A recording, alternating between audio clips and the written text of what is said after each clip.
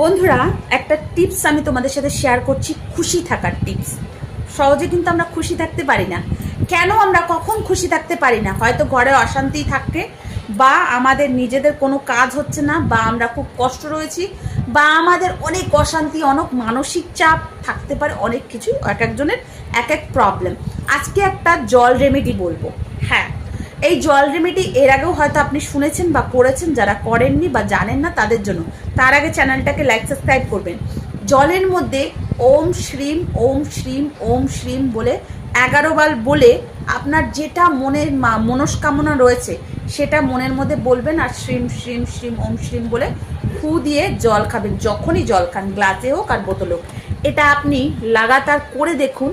আপনি নিজেরাই চমৎকার হবেন, কেননা জল একটা পজিটিভিটি, আর আপনি যখন জলটা খাচ্ছেন আপনার মাইন্ডও পজিটিভিটি হয়ে যাচ্ছে, আর পজিটিভিটি চিন্তা করলে পজিটিভিটি হয়।